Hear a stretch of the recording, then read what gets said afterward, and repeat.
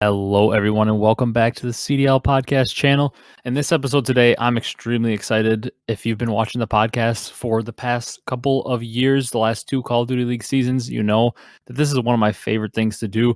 We're doing some season-long predictions. I love doing predictions, whether it's for tournaments, for roster mania, for season-long, just talking about the results of the Call of Duty League and where they could go and talking about matches is one thing that gets me super excited. It's one of my favorite things to do.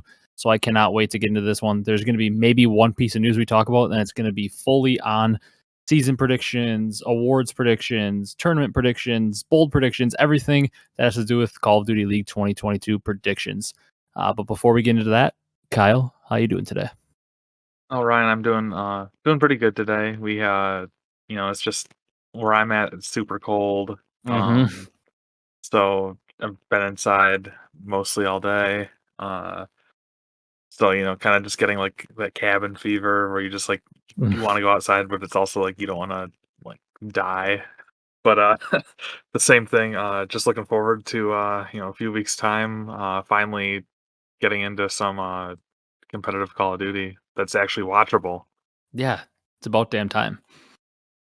I've been waiting for it for a long time. We've Yeah. been talking about every week we talk about. We have like a countdown until we actually get to talk about matches and real stuff and not speculative stuff. I guess this is kind of speculative, but this is actually like getting into the real meat of the season and actually talking about some teams and where they're going to finish and actual like stuff that we can look forward to. That's for sure going to happen. We know these matches are going to happen. We know the season's going to happen. So it's actual stuff that's not hypothetical, and we can start to talk about where we think the CDL is going to go this year. But if you guys enjoy this one, be sure to leave a like, comment, and subscribe on YouTube, and keep following on the audio platforms and showing support, dropping reviews if you can on the platform you're listening to. We greatly appreciate it, like usual. And we look forward to reading your comments on your predictions for the year. Maybe you guys have some bold predictions to offer, and maybe you think we're idiots with where we put the teams in the regular season standings, and we're completely wrong. So everything, whether you agree or disagree, we want to hear it down below. But before we jump into our predictions, one piece of news we wanted to mention. There are some like minor things, but we figured the predictions are going to take a very long time and we don't want to make it a 3-hour episode. So we'd probably push a lot of the news to next week if it's applicable to go to next week. But there's one piece of news I wanted to mention, not confirmed, but the Ghost of Hope, who's a pretty reliable leaker. He's leaked a lot of stuff in the past and been accurate. He said 3 hours ago, can confirm that Vanguard will be getting ranked in the next few weeks. Just got word from a source. And then as a follow up, he said, pretty sure it's World War II's system as well. And then he went on that word again about like an hour later and said, yeah, he's like 99.9% sure it's World War II system. So for those of you that don't know, that's the best case scenario in terms of a ranked play if it's World War II system, because it's an ELO system, which is about as good of a system as there is in ranked play in video games right now. Actually, like means something. It's not just gems in a stupid division with a random name that means nothing, like we've had in most Call of Duty titles apart from World War II. So hopefully this is true. Hopefully it's coming within the next few weeks. Like we talked about, though, you and I have mentioned it's already too late, but sometimes we have to take some positive out of something. And hey, if it's coming out in the next couple of weeks when the CDL drops and it's actually an ELO system, it'll be one of the slight positives that have happened in the competitive Call of Duty world over the last few months.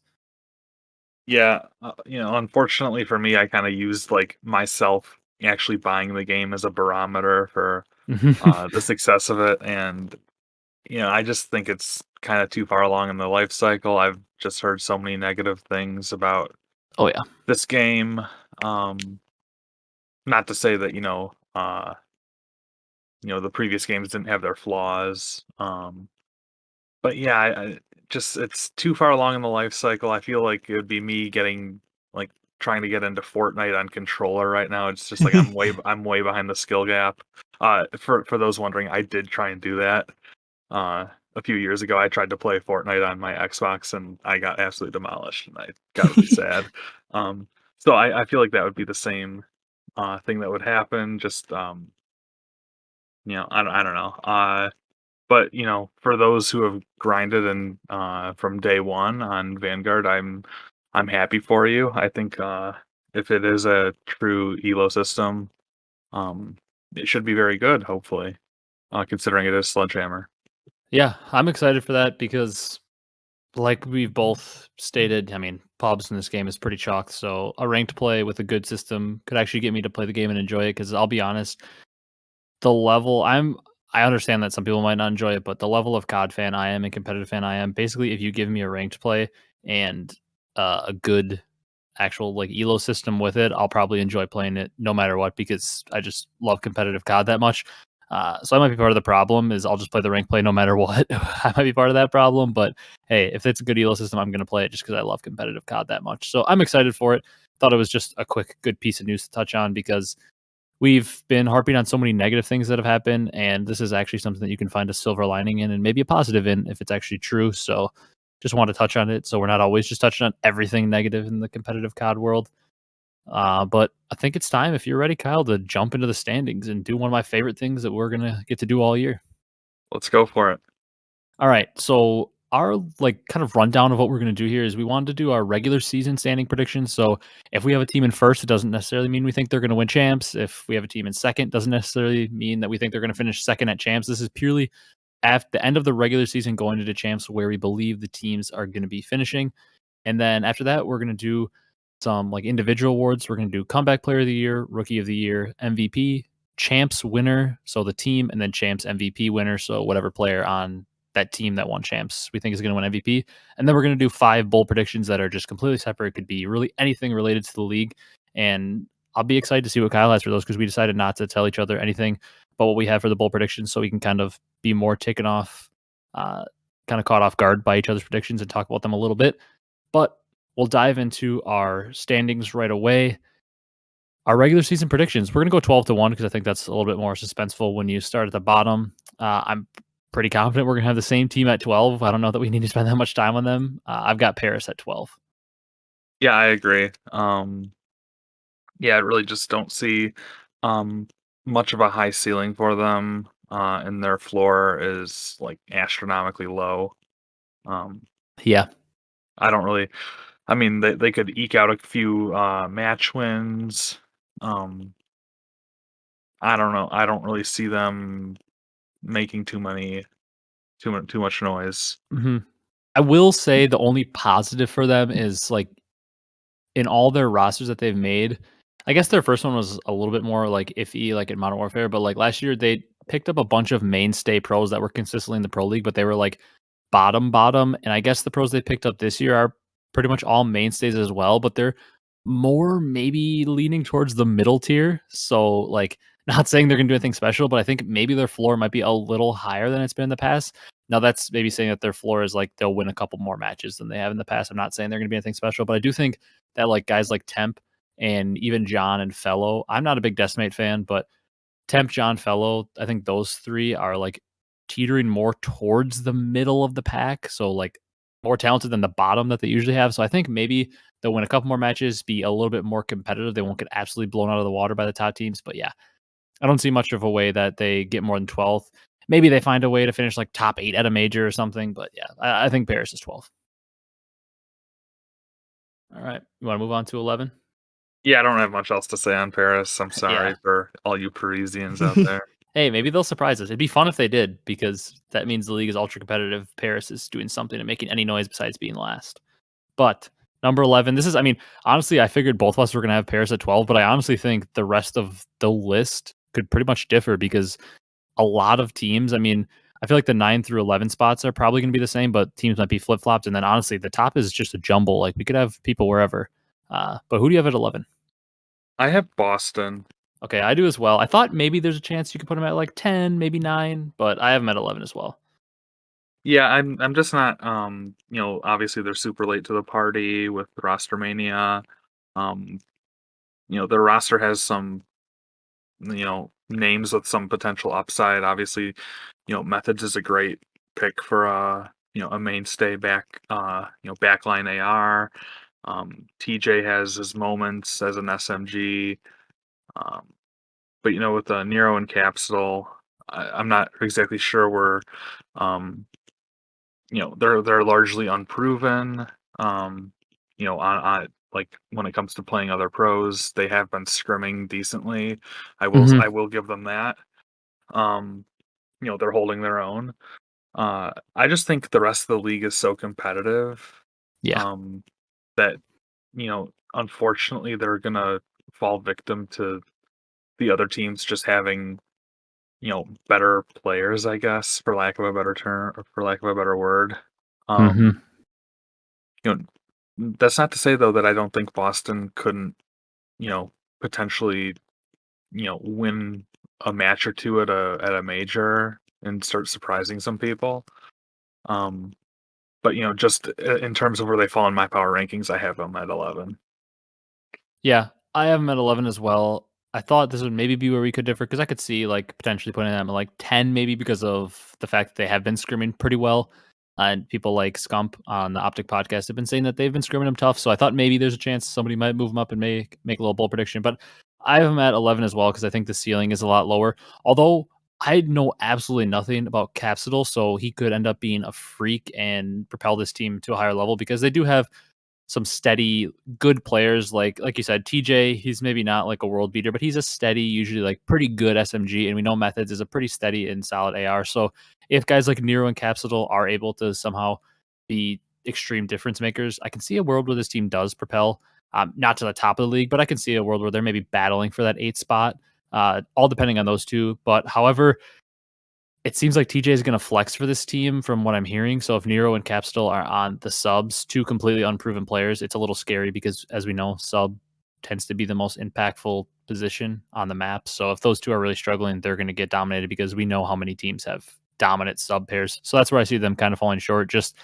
complete unknowns at the sub position is really tough to put your money on, considering that I think we both would agree that there are a lot of teams that have dominant sub duos, and it's going to be pretty hard to win if your sub duo isn't putting up big numbers. Yeah, I agree with that. All right, number 10. Let's see if we have our first differing opinion here. Who do you have at 10? I have the London Royal Ravens. Okay, so I don't have the Royal Ravens here. You know, everybody knows I'm pretty high on them. I have Surge here. Okay, I have yeah. Okay, so I feel like we might have them around the same area, but Oh, we'll see. yeah. So for Royal Ravens, I'll just give a brief spiel on that. They have yeah, I guess they have Afro obviously, and then they have Nasty and Gizmo, two rookies coming in. Apparently, like 3 hours ago, too, they just brought in Harry, who's like arguably the most talented European AM as their sub, Hmm. just for Yeah, information yeah, real quick. I did see that, and then obviously they have a Trey Zero coming Hmm. back after like a year hiatus from the Pro League. So they have a lot of I think they're gonna have a lot of chemistry, things going well for them. Obviously being all like UK English players will be a big benefit for them. Uh I'm not exactly when I just look at all the other names of teams, I'm just not exactly sure that I don't know. Maybe London's falling victim to like recency bias of like how bad they've been for me, but I don't know. Uh, Hmm. I really would like to be proven wrong. I'm gonna say my thoughts on London because I went bold with them, but that's all I'll say. So Oh, I'm gonna say my thoughts on them until I get to where I put them. But I had Seattle Surge at 10. I feel like it's a pretty fair placing for them.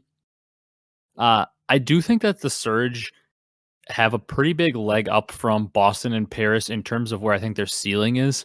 I think that as we get to Surge, we get to a team that could potentially fight for the eighth spot a lot more than maybe Paris or Boston, because I do think a lot of people are picking Pred to be their rookie of the year. So if he's a rookie of the year contender, I would have to believe that Surge are at least like decent and potentially fighting for an eighth spot in making it to the playoffs. And people have been talking up Sib like he is the next great thing for 2 or 3 years, it seems like now. So if those two are as good as people say they are, and both rookie of the year contenders, the Surge have to have a somewhat high of a ceiling because we know Accuracy is a pretty steady AR, and he's pretty good at organization on the map. If he's able to get the players to listen to him, he's going to be solid. And then we know Mac also is a little bit up and down, but we know he can have big games. So this team seems like Accuracy being steady, Mac being up and down, but having the potential to have big games. And then two guys who a lot of people are saying are rookie of the year favorites. It seems like, at least in my eyes, they should have a pretty high ceiling. I don't know that they'll reach that ceiling, but it seems like the talent is there, which is why I put them ahead of the other two, because I just believe that if they all hit their peak, they're the team that could have the highest peak. yeah, that's fair. It's fair. All right. You want to move on to number 9? Yeah. So this is where I have Seattle Surge. Okay. Um, I have Florida here. Yeah, I was thinking once you said that you were going bold with London that you were gonna be less bullish on Florida, but, yeah, Surge, just not really, um yeah, I just think they're gonna be constantly in that bottom 4, fighting with the other 3 teams there for you know, to crack into the top 8. Um, I do think that, it'll be good for them that that reportedly they're gonna allow all 12 teams at the majors now, that they're gonna revert back to, uh, Yeah, that's a you good know thing. yeah, just so, they can get some land exposure. I'm a little bit more, high on Pred, which is why just have Surge naturally a little bit higher. That's fair. Um, I think Mac is a really solid, underrated player as well. I think he has the potential to do great things for this team as well. Um, Sib and accuracy, the concerns if they can get along, uh, if they can both put their egos to the side and, come together for the benefit of the team will be, uh, you know, instrumental in whether this team, thrives or dies, in my opinion. Uh, I just think they might be like the first team out when it comes to the top 8. Yeah, I can definitely see that, and I really, really, really like the placement of them at 9. Like I said, I battled with that because I do think that of our teams that we're viewing as maybe the bottom 4 or 5 teams, I do think they maybe have the highest ceiling potentially, so I like the placement of them at 9. I have no issue with that. Um, I went with Florida at 9. Kind of in the same boat for me. Although from what we're hearing, a lot of people have said Florida have been really good in scrims, so this might look bad. Obviously, these predictions we might feel different after the opening weekend next weekend about them.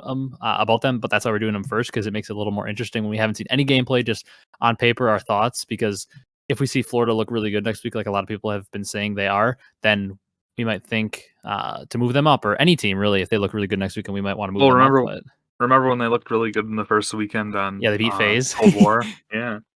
Yeah, and then obviously we know their Cold War season was a pretty up and down, but mostly down season.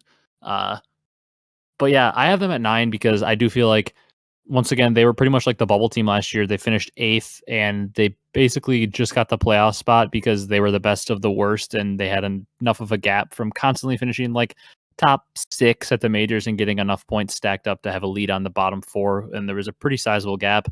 But I do think that the gap at the bottom has closed a lot. I think a lot more teams that were maybe at the bottom, like Surge or maybe LAG or even London, have kind of closed that gap and at least made themselves somewhat more competitive. I don't know. Florida, I don't know that their roster changes made them any stronger than they were last year. I wasn't wowed by them, but apparently they've been playing good at scrim, so maybe they'll prove me wrong. But I have them at 9 because I think their floor is probably higher than Seattle, Boston, and Paris, who I've listed below them. But I don't necessarily know that they have a high enough ceiling to get into the playoffs. But I do think they're probably the safest pick of those bottom 4 that I have, so I put them at 9. You got any objections to that? Or I'm assuming you have Florida at 8. Yeah, I do.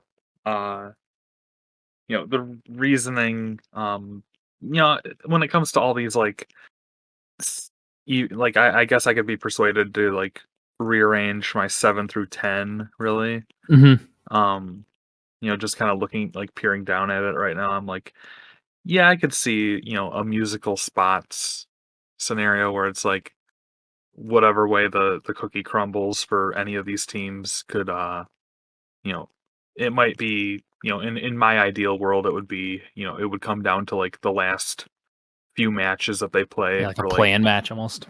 yeah, or it's like, you have Miles and them at the desk and they're like, okay, so these are the scenarios for, Surge to get in or London to get in, and I don't know, I feel like that would really, boost up the viewership of these like lower seeded matches if it's a close game. Yeah, Unlike absolutely. unlike last year where it was like Yeah, Florida really just had to like, you know, they just had to not like lose every they, match. they just had to exist to Mhm. really make it into to champs. But yeah, I guess I don't really have any objections for you having Mutineers at 9. Um,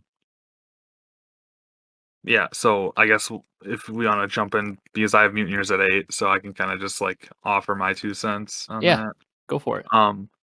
Yeah, I just think that I think they're gonna be a halfway solid team this year. If they can just limit the peaks and valleys and be more Mhm. consistent, I think that should be that should be really good for them.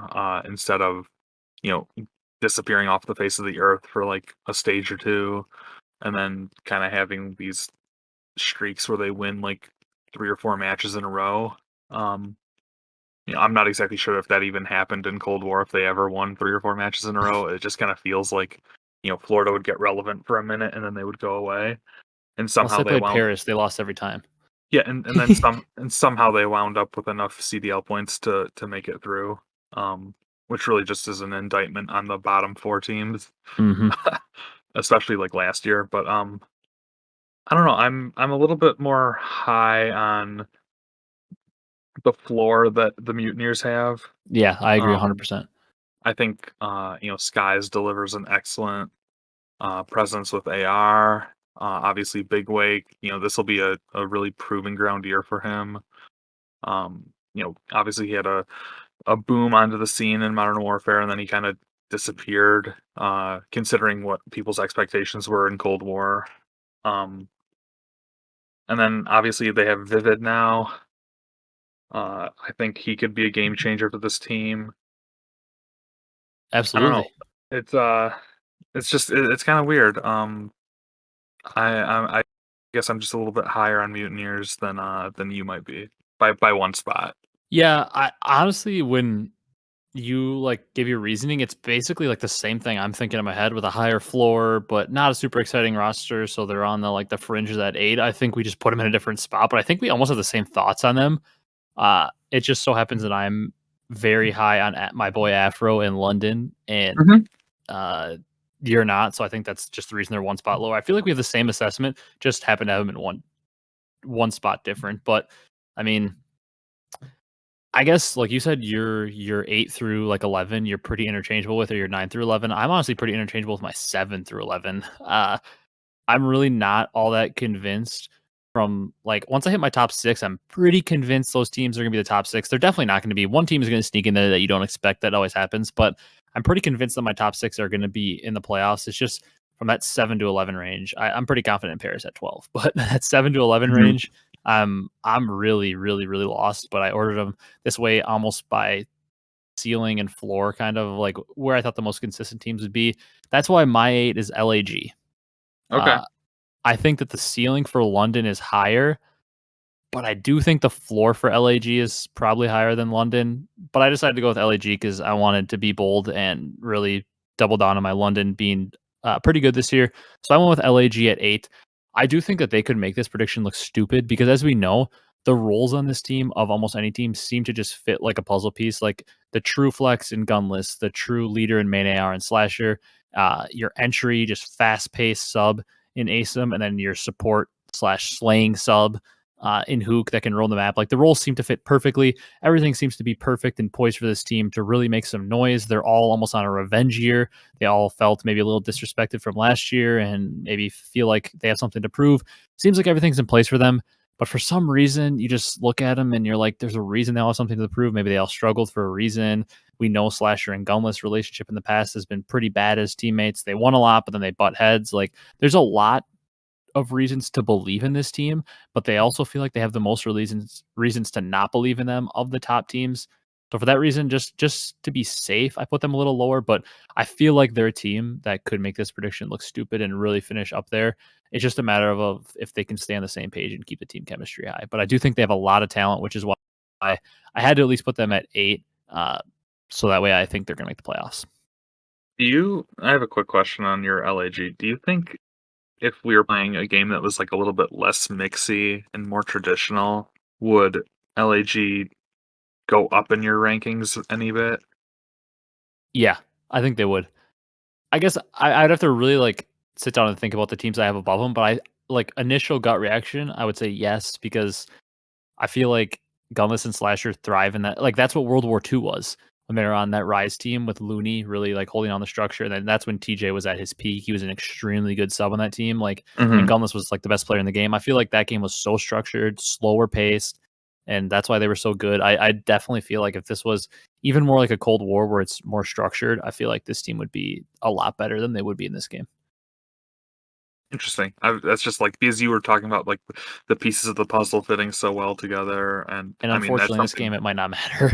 Yeah, I mean it could be where like it's just like a bashing heads, go go go, like I don't know, like as opposed to where like teams get set up and it's more traditional where you can like predict spawns easier, and hmm I don't know, just Punish I feel it. teams for pushing the wrong things and not rotating.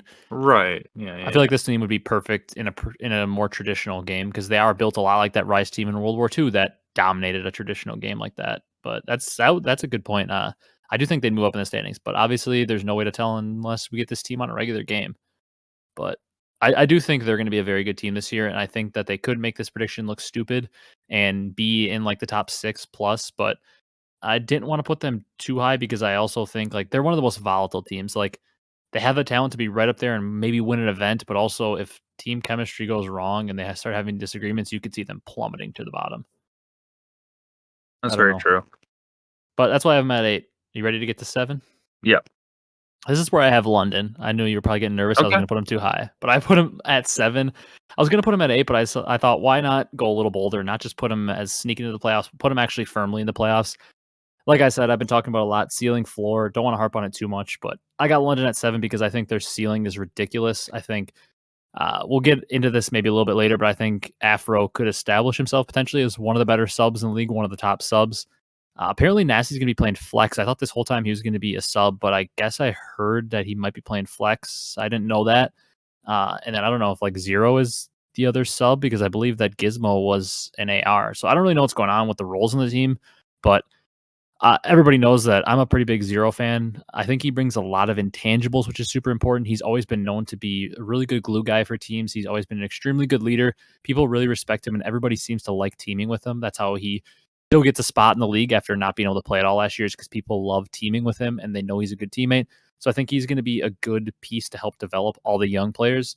And Nasty and Gizmo, and now they have Harry as a sub if they have to bring him in. Nasty, Gizmo, Harry have been like the trio of up and coming EU AMs that everybody has been talking about to be the top guns, and everybody says that EU Challengers is the best. And now, like arguably, the 3 best EU Challengers players are all on one team. I mean, obviously, one of them is a sub, but then we've got Afro, who is the other top up and coming guy. So it's basically all the top EU Challengers players on one team with a veteran leader. And if people are hyping up EU Challengers as much as they have over the past couple years, I got to believe this team's going to be able to make some noise. And I feel like they got to be bringing the passion because a lot of these teams have older players that have been playing forever and maybe they just don't have that fire. This team might be grinding for unlimited hours a day, and they're gonna have the passion. And I'm super high on Afro, so therefore I got to go all in on this team. And I'm putting them in the playoffs at 7. I like it. I think they definitely have the. I agree with the floor ceiling discussion that we've been kind of bringing along with this. I think that this team definitely does have the potential to be in playoffs. I'm not gonna fight you too hard on it because Yeah. uh, I think you know I think they definitely will have the teamwork and chemistry to do it and the passion. Um, but I don't know. It's just kind of my initial thoughts. Like I hmm said, I'd love to be proven wrong on the London front. Um, but yeah, I don't. 7 is about as high as I would be willing to Yeah, that's fair. slot them at least in this preseason discussion. Like, if we talk after like midway through stage 1 or something, and they're looking phenomenal or something, and they've beaten like a couple big teams, then maybe we could like then maybe we open up like the top 6 discussion or something. But like Yeah, just as easily if they're like just getting blown out or if they're losing in bad ways, then we would have to look at like the bottom 4 discussion. I just think that it's absolutely. like such a wide range of positions they could find themselves in at the end of the season, points wise. So Um, yeah, like I said, not gonna fight you too hard. I like it. I think the other reason I might be putting them at 7, wanting them at 7 even, is because in that first Modern Warfare season, London wasn't really that great, but they're, able to finish out the year strong, get a top 4 at champs, and the fans were going crazy. Last year, they literally started the league like they didn't win a match in all of stage 1 when they sub in Haggy and everything. And the fans were still pretty passionate. Like on Twitter, the London fans are loud. In our comment section, they're loud. They like come out and they support their team, and they've been pretty bad for 2 years, and they've constantly supported them. So I think for the league's sake, it'd be awesome if London was good, because I think their fans are loud. We know at events they're like the best fan base. They show out the best for events, and they are the loudest at those events. And they're vocal on social media. They seem to be a pretty rabid fan base. So I think it'd be very good for the league if London was maybe not like a top team, but if they're at least competing for the playoffs and find themselves at champs, and like at least a contending team that, could be that dark horse team to make a top 4 run at a tournament or something, even if it's not a run to win a tournament, but they're able to make a top 4 run and make a Sunday or something at a tournament. I think it'd be really good for the league, because we know how crazy those fans are. So I'd also like to see it. I'm kind of rooting for London a little bit this year. They're one of my teams that I'm probably going to be rooting for in most matches, I think. All right. Ready to move on to number 6, where, Well, I don't I get to pick a number oh, 7? you didn't say your number 7, did you? No, I I was have too hyped about London. I have the Los Angeles Gorillas. Kinda what I figured, yeah. Yeah, I just think I don't know. It's they're starting to turn the page.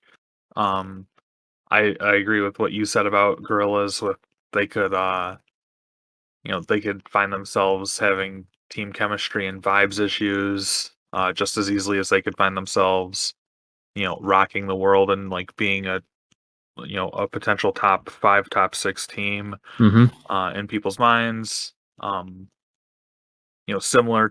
I guess my argument for them is very similar as it was just a minute ago with London. Like I could see them, you know, being a top 5 team, or I could see them being a bottom 4 team. Like it's just such a wide range, and we don't really know exactly how they play in a competitive sense. We don't know how any of these teams play in a competitive sense yet. So this is Mhm. more just like my gut reactions.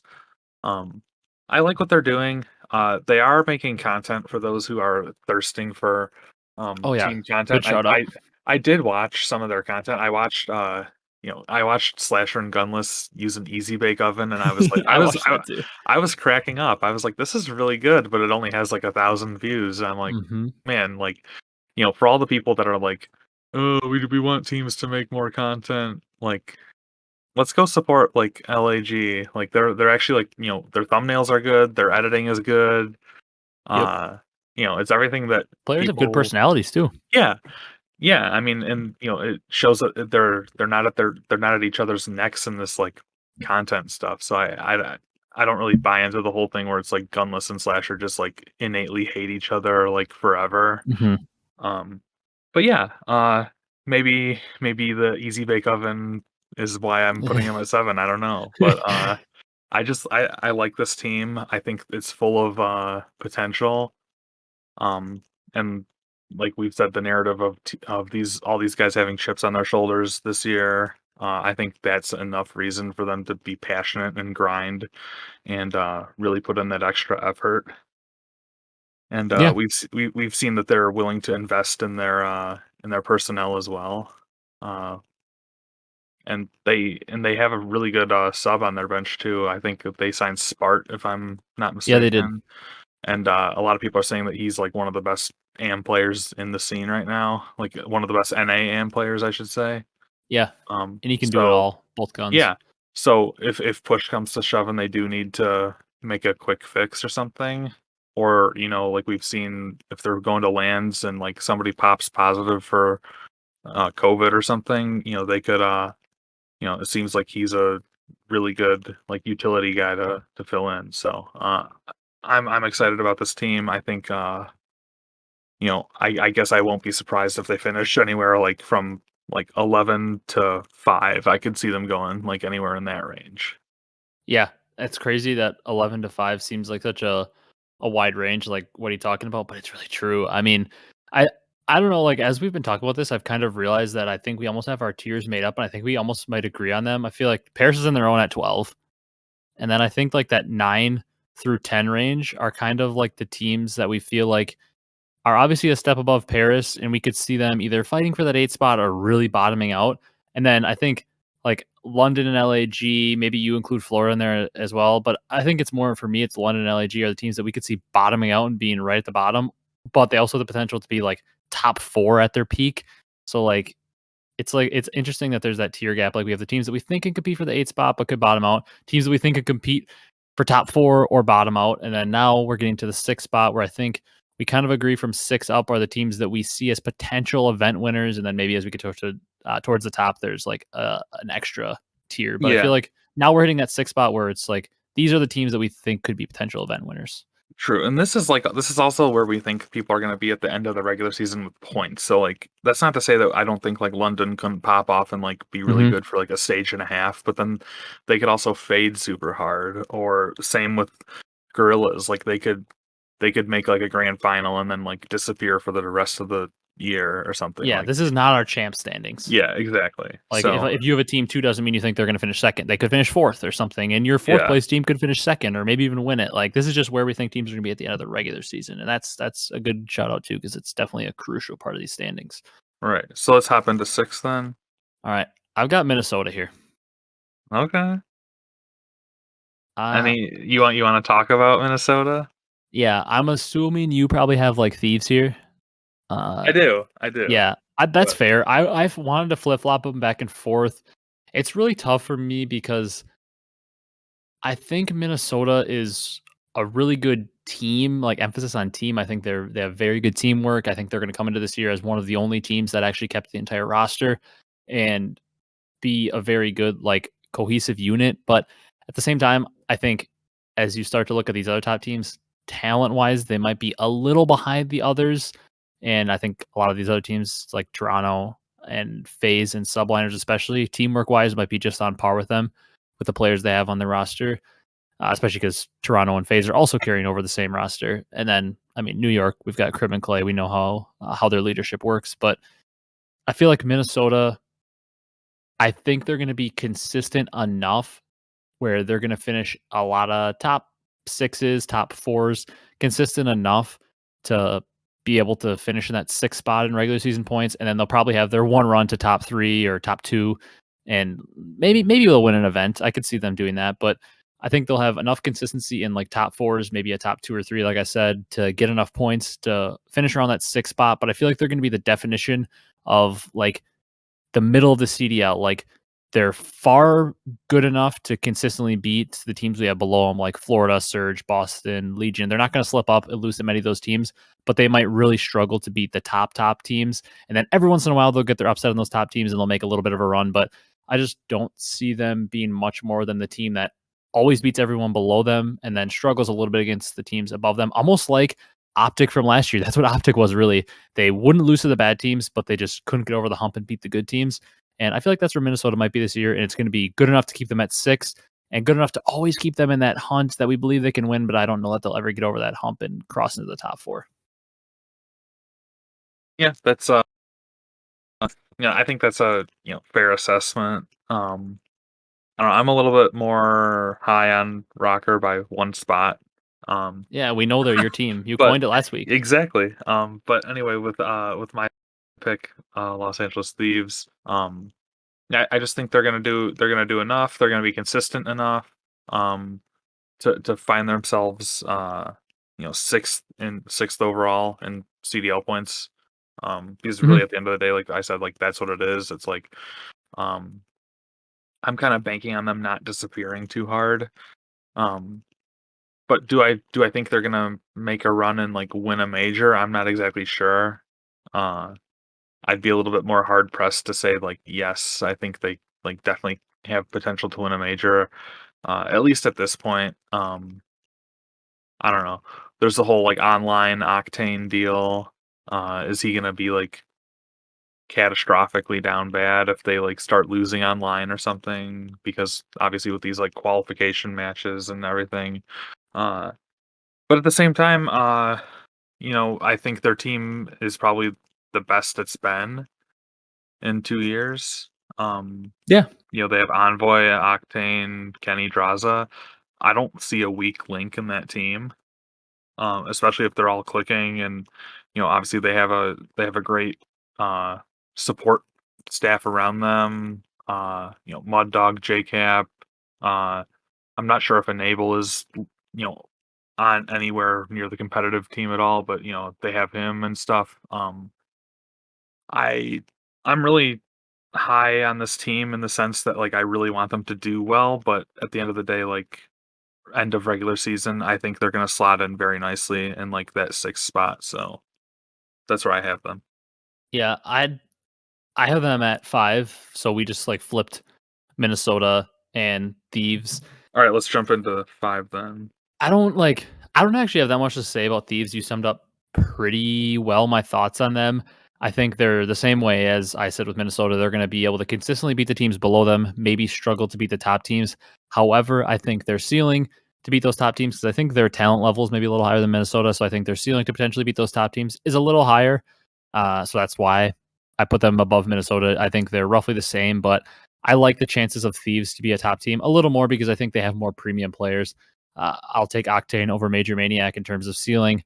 And then with the subs, I do think Standy probably is the best sub between the two teams, but I also like uh, Envoy Draza, I think has a high ceiling. And then Priest on Kenny, man, two true good flexes, but I'm gonna go for Kenny on that one. I just feel like talent wise, there's a slight edge I give to Thieves, which is why I'll put them ahead of them. But I think they're pretty much the same team in my eyes. They're both teams that are in the middle. They're gonna beat the teams below them, struggle against the teams above them, and they're like in a tier of their own, kind of in the 5-6. And ceiling wise, I just like Thieves, so I put them 5. Swapped it. I pretty much agree with your assessment on them though. Yeah, maybe I'm drinking the my rocker Kool-Aid too much. Especially just like the warm and fuzzy feelings they left me with at the end of last season. Yeah, But yeah, I mean, anytime your team, they are my team, yeah, win a major in front of a live audience crowd, it's just an incredible feeling. So yeah. anyway, yeah, I'm kind of tempering my expectations though. I definitely, I could be persuaded to flip flop 5-6. Not that I think it's going to come down to like a head to head matchup versus Thieves and Rocker. I just think that that Rocker have the potential to make maybe like one more win or one more push um, when it comes to like their teamwork and what we've seen in the past that they're a proven squad. Um, so I could see them maybe like late season being like seventh and then making the push up to five, like leapfrogging Mhm. gorillas and thieves or something.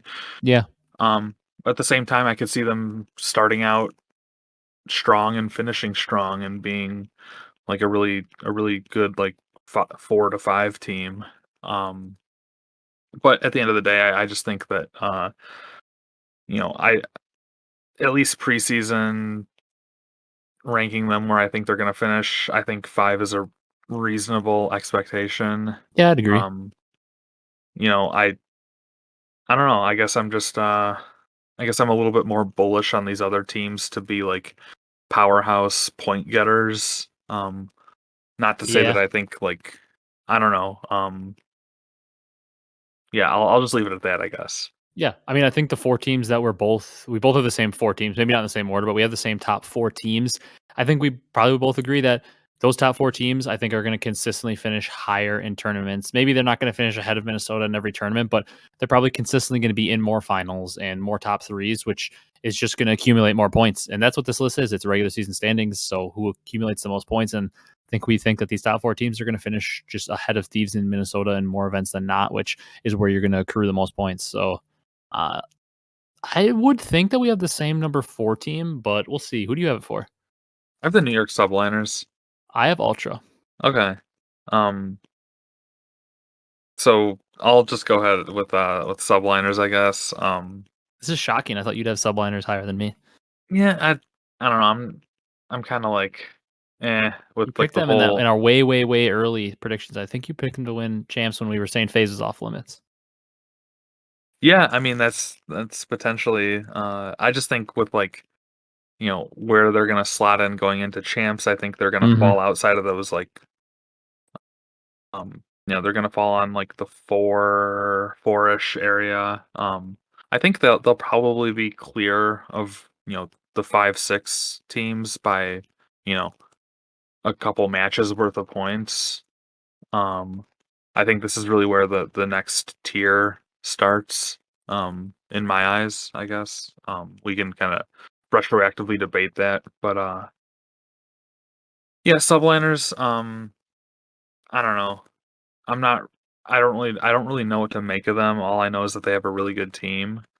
Um, like I can't point to one player on the team and be like, oh yeah, that's going to be the deciding factor on if they win or not, or if they're successful or not.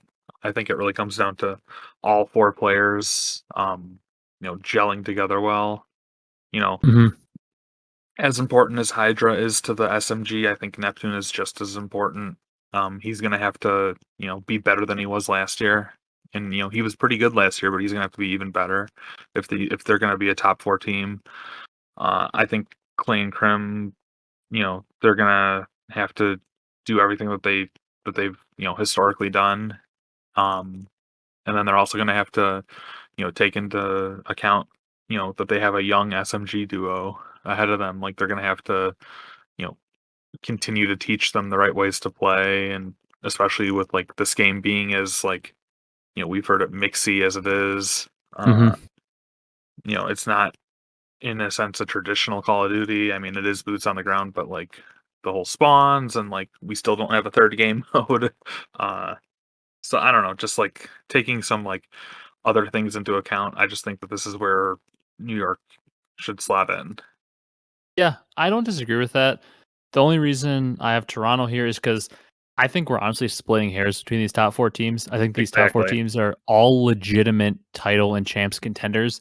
It's just honestly comes down to your gut feeling, really, in my opinion. I think all Yep. 4 of these teams, I mean, spoiler alert, but I think Faze has to be your 1 going into the year. And then I think your 2 through 4 are your debatable ones. And I think between the 3 teams, it's pretty much you can throw them wherever you want and make your decision. It's no like really clear like when you hear I have Ultra at 4 and I hear you have Subliners at 4, I don't think either of us can be like, what? Like what are you talking about? It's pretty much just a toss up between these 3 teams, 2 through 4. And I mean, I don't know, unless you're going really bold and putting somebody else at 1. I think this 2 through 4 is pretty much just a mix. And for some reason my gut's telling me that Ultra maybe after last year and all the second places might be a little upset. Maybe they'll start a little slow. We're hearing they're maybe not scrimming. Maybe that's going to cause them to start slow. So I don't know. For that reason, I just have some weird feeling about Ultra this year that they're maybe going to struggle a little bit. And by struggle, I mean not finish second and like every event like they did last year. And that'll cause them to be 4. But I think they're going to be super consistent, finishing top 4 at least at most tournaments, which is going to slot them in at the 4 spot. I still feel very confident this team is going to be a title contender in every major. I don't see that changing unless something crazy happens. So that's why I got them at 4. I just think they're the team that scares me the most and has the most questions. So I've got them at the 4 spot. All right. You ready to jump to number 3? 3, yep. I have OpTic here. Okay, I have Ultra. Okay. I figured you'd have Ultra here, but I'll jump into OpTic first because we've touched on Ultra, but we haven't touched on OpTic at all yet. Uh, I've got them here because well, I mean, I think we both have, or at least I've already revealed I have Faze at 1, so I clearly have New York at 2. That means, and I'll just talk about like the comparison in them, and then just kill 2 birds with 1 stone there, so we can move on to our other predictions. Um, but I've got New York 2 and OpTic 3 because I think if we've seen one thing it's that OpTic is inconsistent, especially in the regular season. I believe that now makes, if I look at the old standings, yeah, OpTic finished 4th last year in points, and in the 2020 season, Modern Warfare, Huntsman finished 4th. They finished 4th both years. I think this is probably the best team they've had, so that's why I bumped them up 1 spot to 3. But they get bored during the season. They seem to get bored, and I think that's going to cost them this year. They might lose a couple matches they're not supposed to. And I think a team like New York with Crim and Clay is going to always be in it and more focused, win a couple more of the matches they're supposed to, finish maybe ahead of them. I think the thing for New York is I see them being more consistent, but I see OpTic having higher highs, but I think that consistency in terms of regular season points will win out higher for New York. Like when you look at Dallas's finishes in the regular season in Modern Warfare, they finished second. I mean, you would think that Dallas finished way below Toronto, right? Well, no, they actually finished 15 points behind them and third in the regular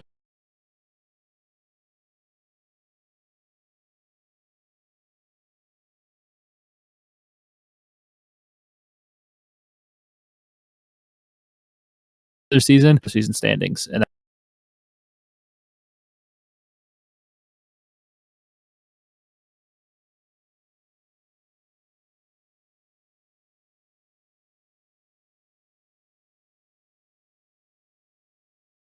that's Crim second. Yeah, very, you know, that's an interesting stat on, the old Empire only being 15 points off of Yeah, it's Ultra. when I saw it, I was shocked. Yeah, I guess I kind of forgot about that. Yeah. Um, yeah, for me, Ultra 3, I don't know. I'm just kind of, like you said, we're splitting hairs when it comes to this. It's, There's really not a wrong answer in my opinion. yeah, I don't know. I guess I'm still kind of in that, like, Toronto doubter camp when it comes to, like, them really being like a I guess this is so weird to say like a top 2 team. Like we're it's not like we're talking about them being like a borderline playoff team. Like these are No. like this is like You the believe this they're a is championship yeah, contender. You're this is just like trying to this is find an excuse to have them at 3. right. This is the cream rising to the top here with Yeah. these teams. So yeah, I mean, I don't really have a great justification for why I have Ultra at 3. It's just more of like my gut feeling. There's no scientific method over here. With my predictions, it's more just like, what do I feel like? I think Ultra is going to be 3. Um, and then coincidentally, I flipped to OpTic at 2. Um, how many times are we going to say this is OpTic's year? Um, I don't know. Maybe this is the year where like they finally like get a little bit less bored during the middle of the year, or like they maintain just a little bit extra focus. Uh, we did see, when OpTic, you know, I guess this is like an entirely new OpTic team though. Like they're taking the best of you know, the OpTic team and the best of the Dallas team and really just like merging it together. Uh, I guess that's debatable if you want to say it's the best, but yeah, I'm just more high on OpTic being maybe having a couple like one or two more match wins than Ultra here. Um, Again, if you were to ask me tomorrow, I might flip Ultra OpTic in New York around. Um, as far as where they're gonna finish at the end of the regular season. Um, I don't know. Today I'm feeling a little bit more optimistic about OpTic. Uh, but yeah, I don't know. Yeah. I mean, like you said, when we get to this point of these teams, it's just like a gut feeling. It's kind of hard to explain why you have that feeling because it could be more data driven if we had seen these teams play, but we're doing our way too early predictions and our early predictions for a reason. Like we don't have any of the data. It's just honestly gut feelings when you get to these top level teams. And I don't really think there's a wrong answer between New York, OpTic, and Ultra. I think you can slot them in anywhere between 2 through 4 for any of the teams. And I wouldn't be like, what are you doing? I think any of them are valid. Um, but I mean, we can move on to our number one team unless you have somebody different at 2. No, I said that. Yeah, I said I had OpTic at Yeah. 2. So And then we've got Faze at 1. I mean, we don't have too much. I don't at least have too much to say about them. I think I could see a world where maybe OpTic is really hot all year, or New York or Ultra, one of those teams is really hot all year, and somehow maybe takes over Faze's spot. It's not like completely unfathomable, but it's pretty hard not to have Faze at 1. They were absolutely dominant last year. They lost like what? They had like 30 something wins and 7 losses in terms of matches. Something crazy. 7 losses over the course of a year is just absurd to think about. They had like a 4 or 5 to 1 win loss ratio in series. They're just a ridiculously good team. Their skill ceiling is the highest of all the teams in the league. Their teamwork is impeccable. Doesn't seem like they have any chemistry issues. They have a great coaching and analytics staff. Like everything about them seems to be just perfect. They have a good organization backing them. Don't see a world where they don't finish 1 in the regular season standings at least. I mean, if they finish anything lower than 2, I'd be absolutely shocked. The ceiling floor discussion doesn't have to be discussed. They have the highest floor and probably the highest ceiling as well. I mean, they're the defending champs for a reason. I don't really see an argument to not have them at 1 going into the season. Yeah, exactly. Like you said, I just don't see a world where Faze won't just win that many more matches to you know fall into the number 1 seed going into champs. Yeah, like where other Um, teams might have struggles, I think they're just going to be so consistent. yeah, exactly. And this is kind of funny because like they're our number 1 team, and we probably have like the least like glowing things to say, but it's just like this is the Phase dynasty that we were promised with like what Arcitys wants, and Yeah. clearly what the other 3 of the players want. They want to be considered one of the greatest teams of all time, and I think they're well on the way to doing that. Hmm. You could argue that they already have done that just by their Cold War performance alone. I definitely think there's an argument to be made, like especially when we look back on like the Cole dynasty and stuff. Like they only lasted for like a game and a half or so, like as a cohesive unit or something. Like when it comes down to like a time frame, so really all FaZe has to do is like last an entire another title, and then they could argue that they're one of the greatest dynasties of all time. Yeah. Yeah. I fully agree with that. I mean, I don't have much else to say about Phase. If we just want a quick run, just list out our list, each of us, and then go on to our next part, I'm good with that. Yeah, so why don't you run through yours first? All right, top to bottom, I'm going for regular season standings. Faze, New York, OpTic Chicago, Toronto Ultra, LA Thieves, Minnesota Rocker, London Royal Ravens, Los Angeles Guerrillas, Florida Mutineers, Seattle Surge, Boston Breach, and Paris Legion. And for mine, I'm going Atlanta FaZe, Optic Texas, Toronto Ultra, New York Subliners, Minnesota Rocker, Los Angeles Thieves, Los Angeles Guerrillas, Florida Mutineers, Seattle Surge, the London Royal Ravens, Boston Breach, and the Paris Legion. Oh, Paris. Always starting at 12. All right. Now we're going to move into our individual player predictions. Like I mentioned in kind of the opening, we got 5 individual awards. I guess one of them is the team we think is going to win champs, but kind of like, I guess technically they're not going to name like a comeback player of the year, and they didn't even name a rookie of the year this year. So who knows if they're actually going to do that, but we're going to do it anyways. And you can kind of judge. I mean, usually it's pretty obvious who the rookie of the year would be. And like you can kind of like judge a couple maybe comeback players of the year, but I think we're going for maybe like the least sought after awards towards the top. We'll start with comeback player of the year. Kind of an interesting one because there can be a lot of different criteria you can use to define this, where rookie of the year and MVP are more clear. Rookie of the year pretty much obviously goes to the most impactful rookie, MVP going to the most impactful or best player. Those are pretty obvious. Comeback player is a little different. It could be a player that was in the league and is going to step up big time, like a veteran, or maybe somebody that had a down year last year and they're going to bounce back big time. I listed a couple honorable mentions of players that were in my thoughts, and then I have my comeback player of the year. So for me, my comeback player of the year I listed is 0. Obviously, I'm pretty high on London. As I said, I put them in the playoffs when I don't think a lot of people probably are. And I think a catalyst of that is going to be 0 having maybe not like a insane year where he's a top player, but I think he's going to be a consistent, steady player. That is the reason that they're in a lot of series and maybe win or keep a lot of series competitive, is because he's like the staple and glue of their team. And I think that's going to earn him a comeback player of the year spot. I have some honorable mentions, but I want to see who you have first before I mention them. Yeah, so my uh, comeback player of the year is a guy that I'm a little bit more high on their team. Uh, he really kind of had a shaky Cold War year. There was a lot of negativity on his name, uh, for a while. But that would be none other than Hook, Kyler Garland. Okay. I actually thought you were going to say Priesta for a second.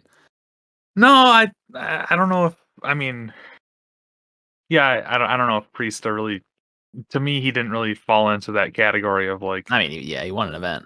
yeah, and I don't know, I mean that would be more along the lines of like MVP for me, like if he was to like come out and have like a year like that. But anyway, like Hook, I think if this Gorillas team is gonna be as good as we think they could be, I think that Hook's really going to have to, shake off the dust and really, you know, be the guy that we saw in stage one of Cold War, like just the absolute menace on the map, a Mhm. slaying machine.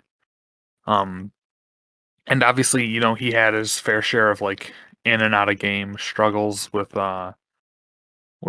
last year, and even like some of that dated back to like the Modern Warfare year as well.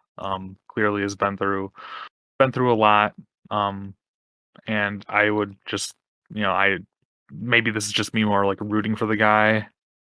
But I would really like to see Hook do something. Yeah, I think that's a 100% fair pick. Uh, I listed 3 honorable mentions. Hook was my number 1 honorable mention. He was definitely in my consideration for comeback player of the year. Uh, Obviously with a pretty down year last year and poised to make a good comeback. I had Neptune as well, which I think is a little bit of a different one because he didn't have a bad year last year, but I think he was lower than a lot of people expected him to be. Like people thought he was going to come in and be the next Shotzzy coming from Halo, and he definitely wasn't that. But he was a solid player. But I really think he could ascend to a top tier sub this year if New York has the year that we think they could have. And then I had accuracy as well. I feel like last year he gets benched, doesn't have a great year, but on Seattle Surge with this young talent around him, if they're able to propel and compete for an 8 spot, you could make an argument that if accuracy is still on the team, doesn't get benched for a challengers player, you can make the argument that accuracy would probably deserve that comeback player of the year if Surge are a pretty competitive team and he has those guys kind of rounding into form and playing some good fundamental Call of Duty. So those are just some of the guys I thought were kind of in the running as well, just so we have a little bit more of a picture. You have any honorable mentions you want to mention before we move to Rookie of the Year? I mean, would it be too crazy to say like Octane for comeback player of the year? That you see, that's an interesting one because like individual stats wise, I think it wouldn't be that justifiable because he put up good stats. But in terms of team success, his team was obviously horrible. I mean, his So team his team was laughable for 2 years. yeah, that's what I'm saying. Like, if you're talking purely team success, if Thieves are a top team, then yeah. But stats wise, it's maybe a little tough because his stats were good both years Right. Yeah. True. True. individually. So it honestly comes down to what your criteria is, and there's no established criteria really for it. So, I mean, I can see the argument for it. I think the Hook one's good because of how down of a year he had individually and team wise. Both were poor for him. And then 0 for mine. I mean, he didn't even play in the league last year and Yeah. I he's really. coming back. So, Yeah. Like I said, like when we were doing our 12 through one rundown, I was saying like Zero, like on a year long hiatus, like back in the pro league. Like I think that's a monumental, stepping stone over like task to overcome for him as well. I, yeah. I And really if he like has a that solid one. year, oof. Yeah. And he's got all the pieces Um, around him. All right. Rookie of the year. my rookie of the year is the one, I think it's pretty, I don't know, not to say universal pick, but I think it's definitely a popular pick. I'm going with Pred from the APAC region coming in playing on Seattle Surge. Okay. I went with Nasty. It's kind of weird. I didn't intentionally go with 2 London guys to keep that trend going, but I think Nasty and Pred are the 2 trendy picks. That's what everybody's pretty much picking. They're like splitting between those 2. Interesting that neither of us picked Sib, in my opinion, though, because man, these last 2 years in challengers, people have been hyping up Sib. They were like, if this dude didn't have some attitude issues, he'd have been in the league right away when he turned 18 because he's just insane. That's like what everybody says about him. So it's so weird that like nobody seems to be picking him. Like everybody I hear talking about this kind of stuff is picking either Nasty or Pred pretty much exclusively. So interesting that neither of us have Sib, but I just went with Nasty because the way people talk about him, it seems like he has a potential to be the best player on his team in year one and really carry that London squad. And I don't have any problem with your Pred pick either because same way people talk about Pred, that he could carry that Seattle squad to a playoff spot. So I didn't really make any honorable mentions for this because there's not that many rookies, and I feel like we all know who the people in contention are. It's Nasty, it's Pred, it's Sib, maybe Gizmo. You never know. I can't really think of too many other rookies that are in the Like league. I guess Dave Patey is Dave, one. yeah. So like, but I feel like the top 3 everybody talks about are Sib, Pred, and Nasty. Would you agree with that? Yeah. Yeah, I mean, you could even, other guys like Nero Capsule, uh, Gizmo. Uh, Hmm. I'm just kind of looking down the roster here. Yeah, those are really. It's not a huge year for rookies, so I really think that the list is pretty short of that list of rookies. So yeah, I have no qualms with that. Yeah. I mean, the rookie of the year one is always a little bit less of a debate because there's just, I mean, obviously, like comeback player of the year, there's a lot of options. MVP, obviously, everybody in the league is technically up for debate. Rookie of the year, there's obviously a lot less Yeah, and I mean, selections. it's gonna be So, pretty clear, like, at least, you know, less than halfway through the year who the and contenders are for ROI, so hey, and don't sleep on. I mean, our top two contenders for rookie of the year last year were not starters to start the year in Insight and Standy. Don't sleep on guys like Harry getting picked up by London. If he gets subbed in, who knows? He could go off. It's what Insight did last year. Don't sleep on a guy like Yeez in Florida. If he gets subbed in, Yeez. he could potentially be a rookie of the year candidate. I mean, it sounds crazy to say now, but I mean, there's no doubt that the top two rookie of the year candidates last year were players that weren't on teams to start Yeah, the year in Standy and Insight. And even a guy like Afro who comes in, he wasn't a rookie of the year contender because of how much more the other two did, but one of the top rookies, he wasn't a starter to start the year. So mhm. definitely not a shoe in that the rookie of the year will be a current starter. But on to Yeah, MVP. that's Who do you mm. have? I have MC. Okay, I like that one. For those who don't know, that's, Cellium. Yep, You know, I like his that one. his friends call him MC, so, I like to consider myself a friend. No, I'm Close kidding. friend. Um, but, I that goes along with my picking phase to win the regular season. It kinda got boring picking Simp or Abezy, so I was like, this game's a little this game's kinda, like, ratty, mixy. Who do we know that's ratty and mixy? That would be Cellium. Yeah, I mean, I'm not gonna argue with you if you have Cellium. I listed a few honorable mentions. He's obviously one of them. I didn't have him as MVP. Based on my regular season standings, I had this team at 2, so I went with an MVP from that team. I went with Hydra. I know everybody's probably expecting me to go with Cammy, but I don't know. I have this weird taste in my mouth for Ultra with all the talks about them not scrimming and maybe chemistry issues. And who knows if any of that's true, but something just doesn't feel right about Ultra. I don't know if they're going to finish as high in the standings. I mean, I still said they're going to finish 4. I think they're going to be up there. I think they're going to be a very good team, but something doesn't sit right with me about Toronto. And I think New York's going to have a really good regular season. And if that's the case, I think it's going to be because Crim, Clay, and Neptune are doing everything they can to set up Hydra to put up huge numbers and really be the star of the team. So I'm going with Hydra as the MVP. I think it's a little bit of an out there pick. I think most people are going to be picking people on Faze. The reason I didn't is because I think voter fatigue might set in, kind of like it does in like the NBA with LeBron not winning MVP like every year when he was in his prime. Because same thing with Jordan not winning MVP every year when he was in his prime. Because voter fatigue kind of sets in. It's like this dude's the best again. Kind of might set in with those Faze guys. Like Simp, Abezy, and Cellium are the best again, and people might just get bored and want a new MVP since Simp won it last year. And I think then you go look and you see, hey, Hydra on probably a top, I would say at least 4 team, and he might be the clear star of the team. So I'm going with him as MVP. Yeah, I like that. It's kind of an out there pick. I mean, considering, Yeah.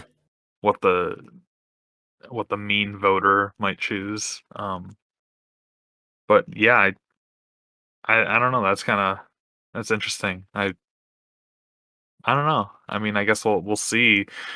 Fairly early on if Hydra's living up to this like superstar Yeah. with with how NYSL is playing and I performing. So mean, I wanted to go bold because I feel like the yeah, like Simp, Abezy, Cellium, they're obviously fantastic picks, but I feel like you could say Shotzi, and you could probably say Cammy for Ultra. I mean, I feel like the MVP is most likely to come from Faze, OpTic, Toronto, or New York, are teams that we believe are going to be top 4. And when I looked at it, I'm like, I think Scump might have a big year, maybe take the stats from Shotzi a little bit, so they don't get the votes. Faze is easy. Cammy's the only guy, and I think Ultra's going to struggle more than New York. So it came down to I think Hydra's going to be the star. And I think his numbers might be absurd. So I have him there. My honorable mentions, I said Cammy. Obviously, you guys know I'm super high on Cammy. I said the Phase Trio, Simp, Abezy, Cellium. I think they're all obviously honorable mentions. I kind of just put them as a package deal. And then I said Kenny. If LA Thieves is up there, I'm a Kenny stan. And I think if LA Thieves is up there, he's going to be the catalyst for it, kind of the do it all guy. And then a random one I put in there, I said if London does as good as I think they're going to do, I think Afro's going to be their MVP. But I don't really think Kenny and Afro are way up there. Just if their teams surprise everyone, I think they're going to be the reasons why, to give them a shout out. But I'm going Hydra. My main honorable mentions being Cammy and then the Phase Trio. All right. Who's your champs? Did you go different than Atlanta? I so I'll tell you exactly what I did. I wrote down phase and then I crossed them out and then I wrote rocker and then I crossed them out and then I wrote phase again. Yeah, I wrote Faze and didn't change it. Yeah. Yeah, I kind of like had a second thought. I was like, am I abandoning my team if I say that Faze is gonna win? Hey, but if you said rocker and it's right, you're gonna come back on this. It's gonna be a viral clip, and you're gonna look like a genius. Yeah, exactly. But yeah, I think it's boring. It's Faze. It's they're and they're the best team until proven wrong. Hmm. Um, I don't know. Not too much else to say. It's very hard when a team like FaZe pretty much wire to wire was the best team in the game last year. They dominated at champs. They win it all. We went into last year thinking they were the best team. We didn't really ever think maybe at one point we maybe thought Ultra was better when FaZe was like struggling for like a week last year and Ultra was at their peak, maybe, but pretty much wire to wire from before the season started to the end of the season, we thought and knew that FaZe was the best team. They always proved us right. They won champs. They won what, two or three majors of the five. Three. Uh, yeah, three of the five majors plus champs. So four of the six events they won, regular season, everything. They were dominant. Got to believe they're going to do that again. I'm not like 100% confident FaZe will win champs. Like I can see, OpTic, Toronto, New York, even maybe your Rocker or Thieves, maybe a long shot LAG potentially sneaking up in there and having a chance to win it. But I don't see how I can't have FaZe as the favorite. So I went with them as well. Then for my champs MVP, I went with Cellium. Uh, Okay. I think voter fatigue is going to set in again. I think Simp and Abezy won the champs MVP last year. Simp obviously won the regular season MVP last year. Cellium hasn't really gotten his recognition yet. Arcitys, unfortunately for him, probably won't ever get that recognition because he has all these crackheads running in front of him, getting all the stats. While he just directs the troops, hold down the lines of sight. He does everything that you need, and he's a large reason why they win games. The problem is his stats don't necessarily show, and a lot of MVPs and stuff go based on your stats. And he's not going to put up the insane numbers that the other guys are going to. So I don't think he's going to be able to win it. But Cellium, I think, is going to put up some nuts numbers. I think you can make an argument. I'm an Abezy stan, and I think you could make an argument that Cellium should have won MVP at last year's champs with the insane numbers he put up. So I think he'll get his nod this year if FaZe is able to win it. Yeah, that's fair. I like Cellium for that as well. I went different. I said Abezy's gonna be the two-time champs MVP Back to back to back. back. Like Dr. Disrespect. Uh, the two-time. Blockbuster champ. Yeah, exactly. So I was back and forth between pretty much all four of the phase guys. Like you said, unfortunately, Arcitys, like it's kind of driven by, like you said, it like by numbers and raw like screen time performance. And just unfortunately that falls largely on the SMGs. So I was like, oh, should I pick Simp or Abezy? I was like, yeah, I'll go with Abezy. Um, I don't know. I feel like yeah, gut feeling he might just have that magic like game or two in the champs grand final or something that propels him uh over the line versus Simp or versus Cellium um when it comes to being crowned champs MVP. Yeah. I mean, I don't really think there's an argument if we're both picking FaZe. I just really don't think there's an argument you can make that's like would be even if you said Archie's. I don't think there's really like it's not absurd to pick any of them. They're all so damn good that it's really not shocking who wins champs MVP at all. Now that we're through that, though, you ready to get into our last segment of the episode and give our bold predictions? Let's do it. All right, so we each made 5 bold predictions. There wasn't really a parameter for what it was because I mean you can't really put an exact measurement on what you consider bold, but we said you can make it as outlandish as you want, but obviously you have to at least somewhat believe it has a possibility of happening. This isn't like we're 100% guaranteed it happens, but it's like something that's bold that we think could happen, and it could be anything. Like I told Kyle when I envisioned this, it was like anything from format predictions to a team prediction to a player prediction, anything related to the Call of Duty League, and just kind of want to list them out and maybe go back in the middle of the season or at the end of the season and see how close or how absolutely stupid we sound with these predictions. But you want to kick off your first prediction or have me go first? No, I'll go ahead. I'll lead Okay. off. I said that the Minnesota Rocker will win the Battle of the North. Okay. Like Um, season series wise or something? yeah, so I mean, this is just like it's kind of this like storyline that the CDL kind of thrust upon the fan base at the beginning of the Modern Warfare season. They're like, "Oh, the Rocker versus Ultra is the battle of the North," and at first it really didn't stick, and people were like, "Yeah, this is kind of some like false narrative, like whatever, like we're not too invested." And then all of a sudden, it kind of gained some traction throughout the latter stages of Modern Warfare, and then into Cold War, obviously with those two teams being like two of the top six Super Mega teams, Rivers obviously. sweep. Yeah, and obviously Ultra was like one of the best teams in Cold War, and they did meet a fair share of times. I regret to say I didn't look up what the win loss that Mhm. what they have so far. Um, but I thought it was just kind of a fun one. Obviously we can predict that they'll probably meet 3, 4, 5 times at least in this coming title. Uh, so I would like to say that the Minnesota Rocker will win the season long Battle of the North. I like that one a lot. That's like something that didn't cross my mind, but that's a good bold prediction because it's not like way too out there, but it's definitely like I'd say coming into this year, they're definitely considered the underdog in that battle because I think more people are higher on Ultra than they are on Minnesota. So I like that one. My first one, I want to get him out of the way since I've talked so highly of London. I had to do a bold prediction for them.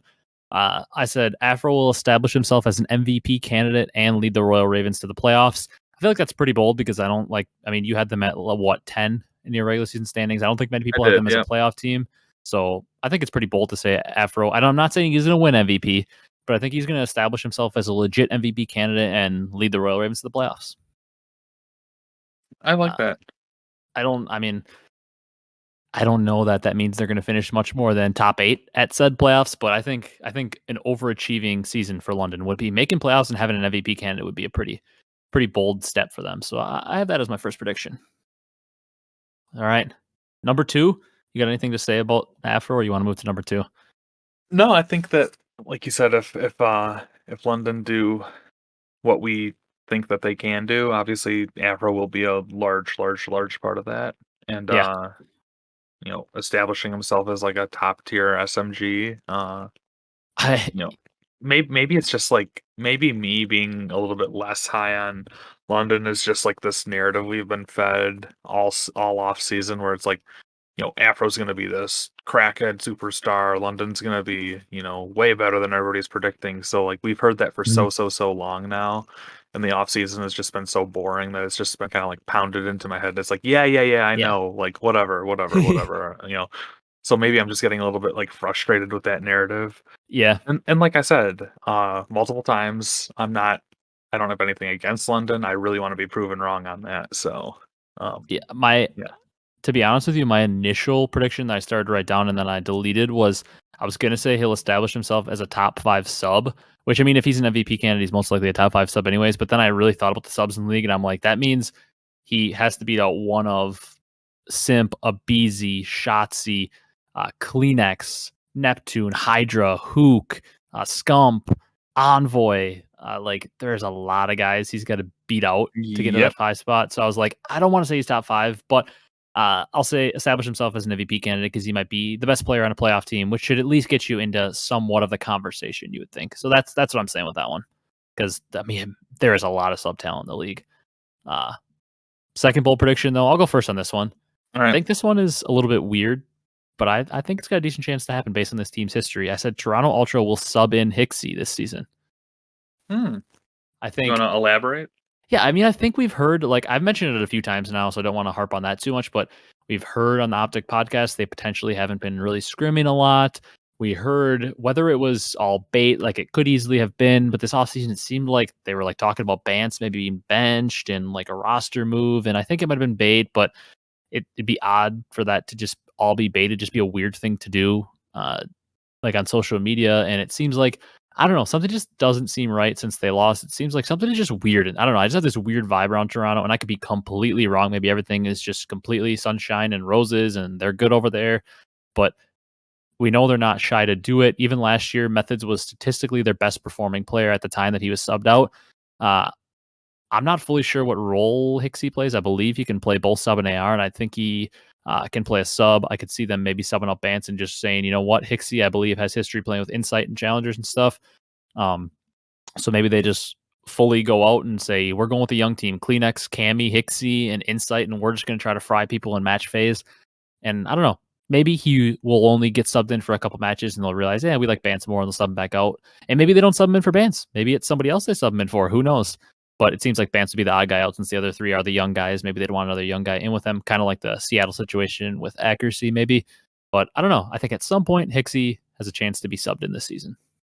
Yeah, like you said, this is bold. Like we don't really know the inner mechanisms of of this Toronto team yet. We don't like all this is like stuff could be bait. It's like unconfirmed largely with Mm-hmm. like Just speculative, really all. Kleenex was reportedly shopping around for another team. Vance was like, "Oh, they're gonna bench me," because I flew home for Thanksgiving or something. Just weird things. But yeah, I don't think it's outlandish to say that Hixie could be subbed in. Yeah, I don't know. I mean, we saw that they were quick to move methods for Insight last year. Like, obviously, it seemed like it was kind of like Kleenex's. Like, it was obviously his old teammate, and it kind of created the all EU roster over there. So, yeah, I don't know.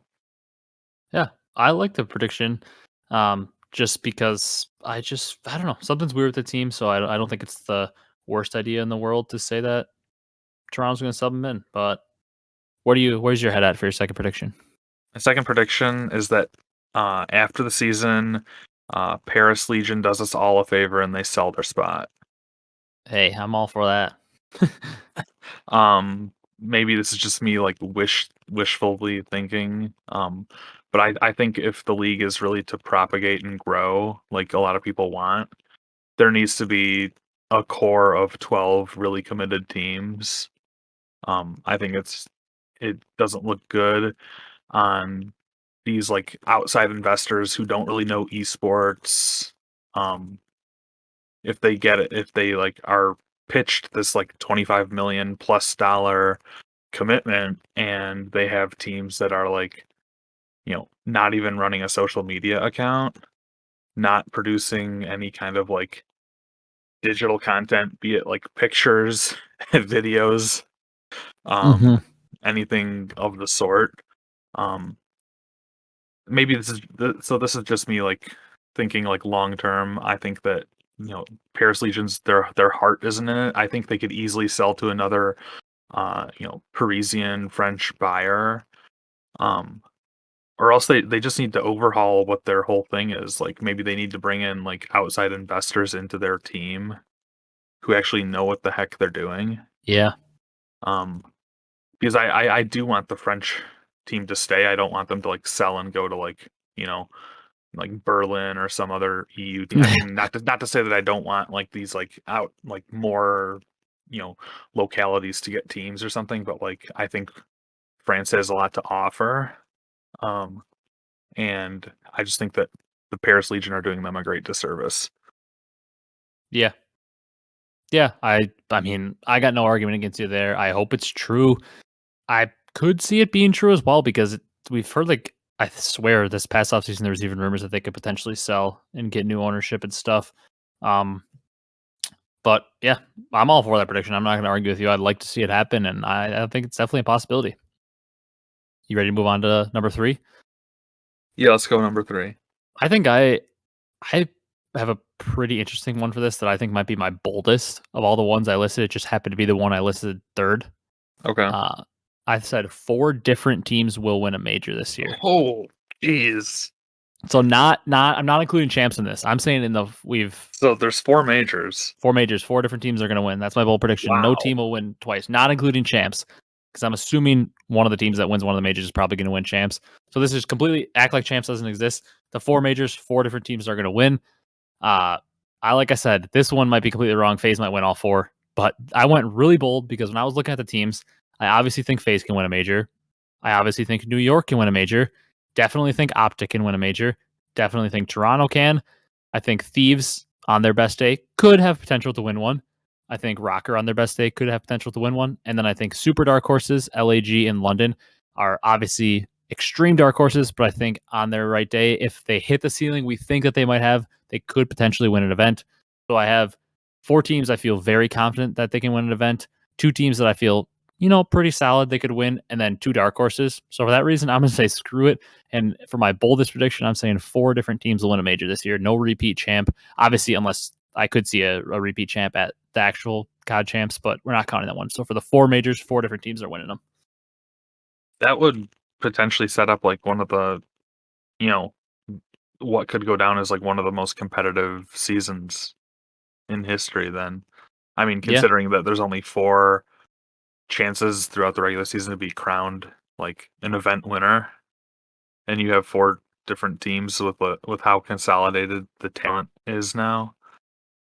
That's a really I really like that. I think that's very interesting. Coincidentally, with my third bold prediction, I said at least 3 different teams will win a major. So I gave myself the out for Faze winning 2 of them. Oh, Um, did you? So you said 3? yeah, so you said 4, I said 3, so I was a lot less bold than you. That's Yeah. yeah, I mean all for the same reasons you said. All of the different teams that I think could win majors.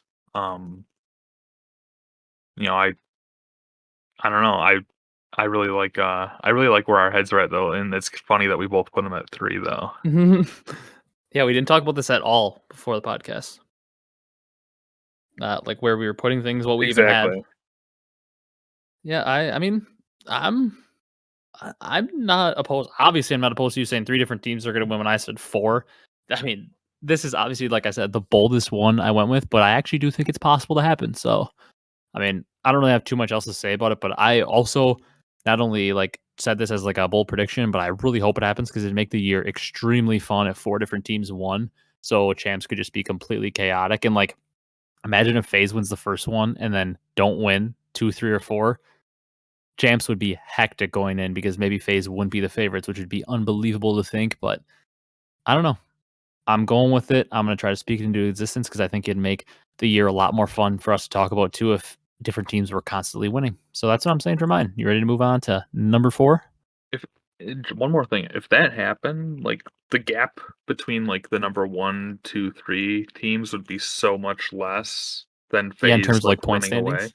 Yeah, so I mean, like I was saying with like the bottom 4 teams battling it out for like the 8 spot, um we could just as easily see like if our prediction came true for like all these different teams possibly winning a major, the battle for the 1, 2 seed or something could be and extremely close. I mean, in think about this though. Last year we had 5 majors, right? And FaZe wins 3 of them.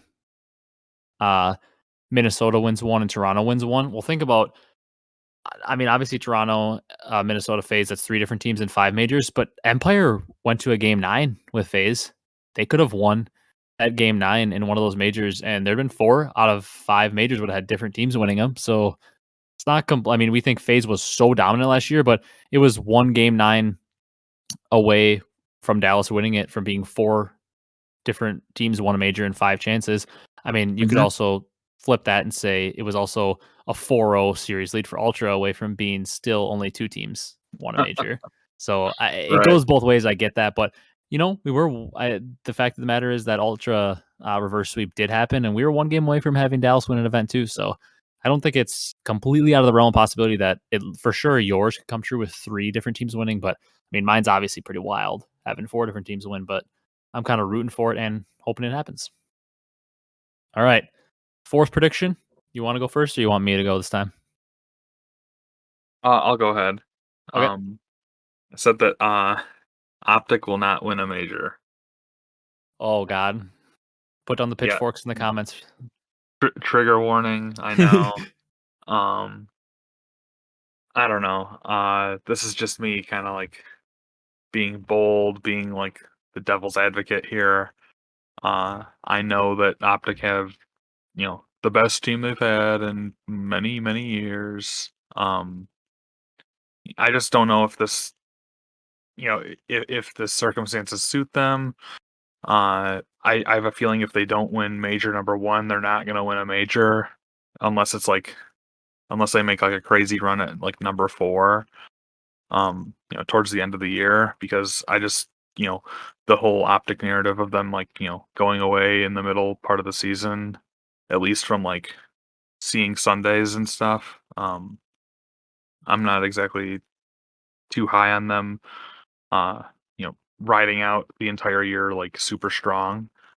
Um, but yeah, I think the other teams might have more to say about it than Optic. Not to say that I don't think that Optic can't win a major. I just think they won't.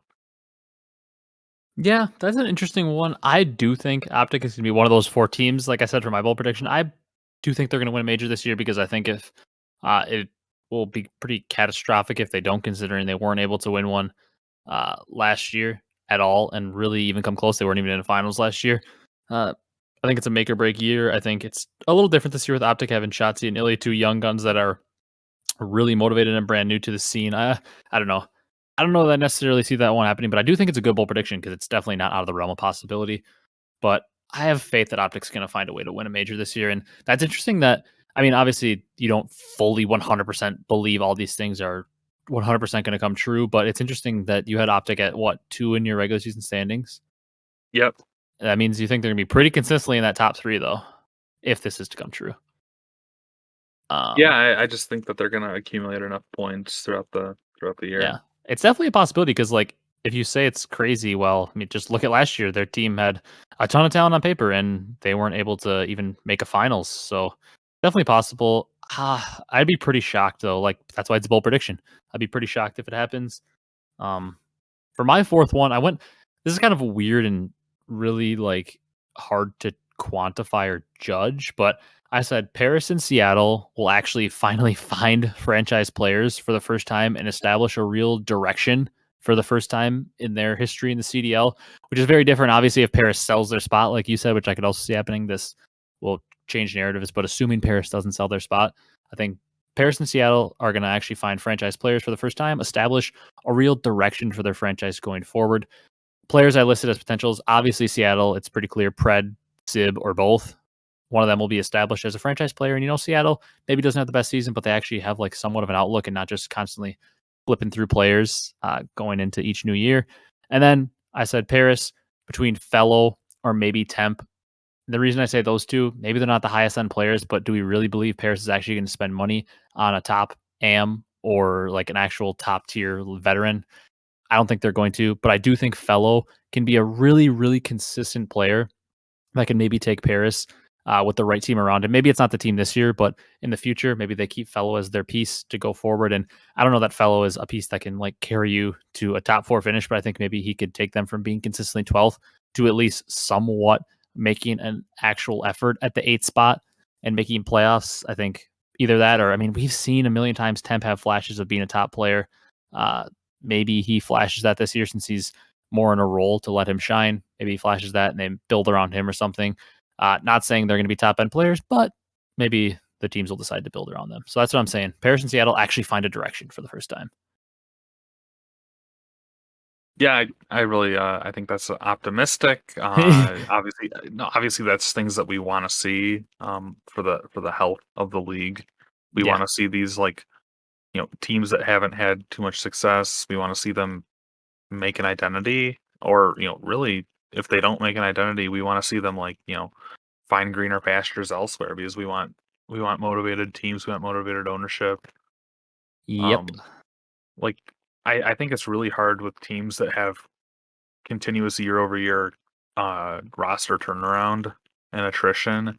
It's hard to really like for the franchising model of like having local you know local like geographical buy-in to your team.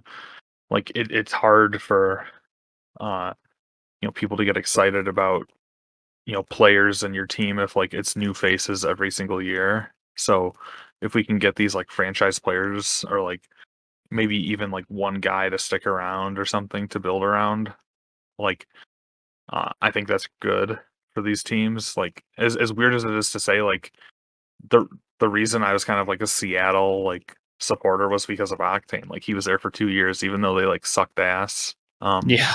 for 2 years. Like at least it was like, hey, they have Octane. Like, he's I really like his personality. Like he has good like YouTube stuff. Like so I'm gonna like follow Seattle and like I'm gonna be kind of invested in like if they're winning or losing. Yeah. Um, I don't know. As weird as that is, like that's like what your average like you know Joe Blow fan might be thinking.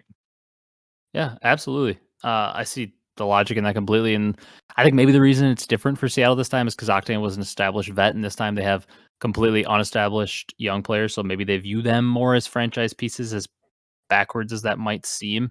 But I don't know. It's an optimistic, hopeful. It's wishful thinking. I hope it happens because, like you said, health of the league improves if that does actually happen. So something I really hope to see. Hopefully, it actually comes true. Um, On to our fifth prediction, though. Yep. All right. My fifth prediction is I just talked about optimism. I'm going to pessimism now. I'm saying Oh, that we play at least one major this year without a third game mode. oh Three yes, give three it to searches me. and 2 hard points. Give That's it what to I'm me, saying. baby. Oh my gosh. Oh, that's depressing. I hope I once again hope it's not true, but I mean, will we be shocked if it is? Might as well just sub Tupac Thug Lord in for S&D. Yeah, why not? Do it. I don't know. Yeah. I mean, are we even remotely close to like having a viable like a competitive map set for the third game mode? Like I know that there's been rumors about like, spawns potentially being uh like patched or something. Like not that it's gonna like revert to a traditional Call of Duty spawn system. Like it might still be. I don't know. I think that that's been like the major holdup because like it's just way too like dumb for control, like for lack of a better term, to have like the current system. Um, but yeah, you have any Yeah. thoughts or any more news from on the ground reporting? I mean, I don't have any like actual factual like knowledge to base this off of. It's just a feeling because I mean, like, do we really have faith in Sledgehammer? We've heard there's rumors that there's like a potential spawn update coming as soon as tomorrow. We're recording this on Monday night. Tomorrow there could be a potential spawn update with like the season 1 reloaded or whatever they're calling it. I mean, we heard this in Modern Warfare. That's why LEG wasn't screaming that there was a big update coming and spawns were getting updated. And we've heard this before. I don't necessarily believe it. Um, I hope that I'm wrong. I hope there's a giant spawn update coming tomorrow. The game actually has logical spawns. We're playing control, but what are the percent chances of that happening? To be honest, it might actually be 0. Uh, so I'm not gonna like drink the Kool-Aid and believe that's actually true. But I don't know. I actually think it could be kind of interesting if we play 3 S&Ds a series and 2 R points. I don't want it to just become a thing. Although S&D is the friendliest spectator mode, it's games like Valorant and CS, which are the most popular in the first-person shooter genre, are only strictly search and destroy. So it's an interesting conversation to have, but I don't know. I think it's bold. I think it's weird. Who knows if it'll happen? But I mean, tomorrow the spawns might be fixed, and as this gets uploaded, people might already know that we're playing a third game mode, and it might just look stupid. But hey, I'm saying we play at least one major without a third game mode. Yeah, that's I wouldn't put it past, especially since we're right around a month away from Mm-hmm. beginning the first stage. And Oh, I got something to rage about in a second after you finish this thought. okay, uh, well, I guess rage about it before I give my fifth uh bold prediction. But yeah, like we have I'll just finish this thought. Okay. Like our team's even gonna agree to like is it gonna be like just G8 out until like there's like totally like until everyone's like 100% sure that like this is like the right thing to do, or like since obviously like hardpoint and S&D are kind of like staples, like it's just been this like the question of a third game mode. Like I don't know like what's gonna happen. That's just kind of like my pessimism. Yeah, 100% see where it's coming from. I can't argue with you at all there. My thing I was about to rage about was you talked about like we're a month away and like can they fix it in that time? And like when you hear that, you're like, they have a month to potentially fix it. Like that's plenty of time. Oh man, if you think that you don't know Call of Duty, and the thing I want to say about that is Silent, Plant, and Diffuse aren't in the game yet. They talked about fixing this like a month ago. I raged about it like a week into the game when I was playing GBs. I heard they were fixing it. People said, it's coming in the next update. It's coming in the next update. I believe it was in the patch notes that they fixed it in one of the patches. They definitely didn't. So I don't know if they just like think that they did it and haven't like even listened to community feedback. But I finally, for the first time in a while, a couple of my friends asked me to destroy my mental health and play GBs. And I was like, fine, I'll play some more GBs. Haven't played in a couple of weeks. Uh, we had to like start up a new team or whatever. They invite me to the team. First match, we get matched up against like the 30th ranked team. I'm like ready to get into the mix. I mean, these kids play like such rats on bow cage. You plant in the A site, and there's so many little corners you can play outside of it. They plant, and then if you ever try to defuse, they hear you like crank the thing on the bomb, so they instantly chow you. Or if you ever try to get a plant down, they sit behind the door in the room next to it, and the second they hear you crank the bomb, they jump through the doors and kill you, and you can't drop the bomb fast enough. I mean, for the love of God, why do we think they can fix anything in the game in a month's time when they can't even fix the silent plant in 3 months? The game's been out 3 months and silent plant isn't fixed. I had to go on that rant because I'm literally dumbfounded that it's not fixed. Like sometimes I'm sarcastic with the fixes they need to make on the game because I'm just fed up, but I'm legitimately dumbfounded that that's not fixed. So I have no faith that a month is enough time for them to fix anything. Yeah, that's sad, I guess. More pessimism. Yeah. Get on to your fifth prediction though. Enough of All that. right. My fifth prediction is that by the end of stage 2, by the end of Major 2, we will have had 6 total rosters. Okay, by the end of So, for some reason when I first registered that, I thought you were talking the whole season. I was like, that's no, no, no, nothing. But by the no, end of no. Major 2, I So this is gotcha. like halfway. So this will be like halfway through the year, I guess, is like 4 Okay. majors. So halfway through, uh, and so that means there'll be have like made 6 roster swaps, like Okay. teams as a whole. Like so that means like I guess I'm not really sure if that's like too conservative. Like there might just be teams like wholesaling it or something. Okay. Um, but for the amount of teams that I think should ride it out, um, I think that there might be their fair share of teams that are like trigger happy with like making moves or something. We've seen it in the past for sure. Yeah. Um, and like if I was to like point out 6 players to you right now and be like at the end of stage 2 these guys will like not be playing, like that would be pretty shocking to me. Or like if you were to like give me 6 players who you think are like on the chopping block, I think like just because the league is so consolidated, um you know I would be hard pressed to like be like, man, like these make sense. Like, yeah, I could definitely see these being issues. Like, it would be like massive news. Like, anytime any roster move gets done nowadays, it's like, holy crap! Like this person just got benched. Mhm. Yeah. So I like that, that one because that's my it's thought. like, I mean, how the hell do we know how many people are going to get moved around? It is so hard to predict, but I feel like 6 is a good like middle ground. I could see it. If it was Major 1, it'd be a little tougher, but Major 2, I could definitely see there being at least 6 moves by then, if not more. And honestly, all depends because a lot of the bottom teams, at least teams that we expect to be bottom, have a lot of young players.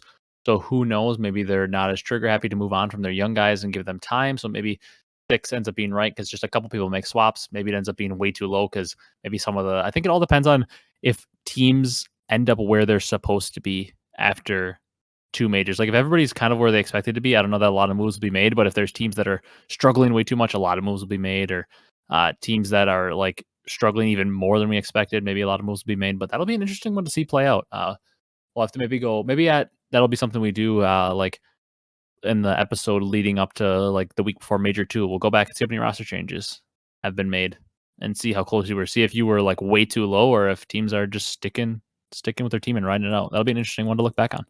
Mhm. All right. You ready to get into unfortunate segment this week for me? Down bad sports moment of the week. Maybe I'll go first and clear the stage for you. Maybe. Yeah, I mean your lines are kind of linked. I think you might be shocked with what I say for this, but your lines are kind of linked to mine a little bit. Yeah, that's potential. I'll be interesting to hear how you do that up. Actually, why don't you just go ahead and get your get your thing, get All it off right. your chest. I mean, if we would have recorded this yesterday after the game, it would have been like I was down so bad. I mean, I actually the whole week when I was talking to people about the Colts Jags game, I had zero confidence. You can ask any of my friends. I usually watch every game. It's like a tradition on Sunday. I usually watch football with my dad, and he's basically become kind of like a pseudo Colts fan at this point because he's a Vikings fan and they've just been stuck in mediocrity for a while now. And the Colts have also been kind of up and down since Luck retired, but I'm a lot more passionate about the Colts than he is about the Vikings. So he's almost like a Colts fan for me to talk uh, about the team with because obviously living in Wisconsin, literally everybody here is a Packer fan. I don't have a lot of people to talk to about the Colts. Uh, so I'm talking to him all week. I'm like, the Colts haven't won in Jacksonville since 2014, since Luck's like second or third year. There's no way they're winning. They're not winning this week. It's not going to happen. I just like knew it wasn't going to happen for some reason. Now, obviously, they should have won. I mean, they were 14.5 point favorites and they lost by what, 15? Might be like one of the biggest swings in betting history. A 14 point favorite losing by over 14 points. That's absurd to think about. But I was really down bad at the time. I was like, God, this team 3 or 4 weeks ago, we were calling them the hottest team in football. We believed that they had a chance to maybe not win the Super Bowl, but make a solid run, maybe win a playoff game or two, and really set themselves up for a good future. We thought maybe Wentz was the answer, and this is kind of what I'm getting at. We thought maybe he's the answer. He played pretty well, but uh, now that you're kind of out of the blind, just happiness for your team and just like loyalty to your team, and you get out of the season, uh, I was able to kind of reflect on the season. I was like, maybe the loss was a little bit of a good thing. Sucks in the short term because you want to see your team in the playoffs, but maybe good in the long term because I think Carson Wentz's mistakes were masked a lot this year. I mean, when we beat the Patriots, he was 5 for 12 for 50 yards and an interception. Uh, in a lot of the games we won down the stretch, apart from the Cardinals game where he played really well, a lot of the games he had less than 150 yards and zero touchdowns. Like he averaged on the year 61% completion percentage. His touchdown to interception ratio was good, but I mean, yards per attempt was like the same as guys that were absolute bottom feeder quarterbacks, like backup quarterbacks. He was like, I think, lower than 32 in yards per attempt, which for you, those of you that don't follow the NFL, that means he was lower than like there's 32 starting quarterbacks. So he was worse than some backups in yards per attempt. And I think this opened their eyes that the Carson Wentz experiment should maybe be over and they need to be aggressive in the market to get one of those veteran quarterbacks that might be available for trade. Cough, cough, Aaron Rodgers or Russell Wilson. Uh, so I don't know. At the time, I was extremely down bad, but I mean, to make me feel a little better, if they would have gotten the playoffs with the way things went with the Raiders winning, they would have been the 7th seed and had to go to Kansas City. And with the way they were playing, there was absolutely zero chance they were beating the Chiefs, anyways. So they would have been first round exits regardless. And it might have sped up the process of realizing that Carson Wentz isn't the guy. So I was extremely sad yesterday because obviously I want to see my team play in the playoffs, but actually kind of looking at the way things might go long term, I'm actually not as sad about it. But I did have to laugh when I was talking to my sister that the Lions, even when they win, they kind of lose. Which is I was thinking of you, and I want to save this for the podcast. It's just obviously it's an exciting win for them to beat the Packers because I know living in Wisconsin that Packer fans really like to talk a lot, no matter who your team is, and uh, I just think it's very funny that even when the Lions win, they kind of lose because the unthinkable happened. The Jags beat the Colts. So all the Lions have to do is lose and they get the number one pick. And then this is the week they choose to beat the Packers and they still don't get the number one pick. So it's just funny that even when the Lions win, they somehow kind of lose a little bit. I thought that was pretty funny. Yeah, funny. Yeah, I don't know. I'm kind of for my down bad sports moment. Not really. It's just we're kind of in that like fantasy football's over. I've had a week to live down my disappointment from that. I kind of irated on the state of Michigan sports last week. I got that out of my system. The Lions was kind of wrapped up in a lot of my tirades this year, so I'm kind of spent on the Lions now. Um, I'll go ahead and call out uh, Major League Baseball being in a lockdown in a lockout right now due to the collective bargaining agreement not being It expired and now they have to agree to a new one, or else you know effectively there won't be a Major League Baseball season. Um, as you know, my Tigers are kind of on the upswing as we would hope. Uh, Yeah. as we would hope now. With new management coming in last year, um, they started meeting and exceeding expectations of where they should be, and now Major League Baseball for everyone is just totally like shut down. Obviously, there's no winter baseball in the United States, so um, it's kind of obviously these things usually happen during the off season, these lockouts. But spring training is just over a month away, like the beginning of like pitchers and catchers reporting down to like Florida or Arizona, just over a month away. Um, so I'm starting to get a little bit worried. I don't have any faith at all in the current commissioner, Rob Manfred, to be reasonable. He had reports are that he had a reporter at MLB Network fired uh, Hmm. over previous negative press that he had covered about him.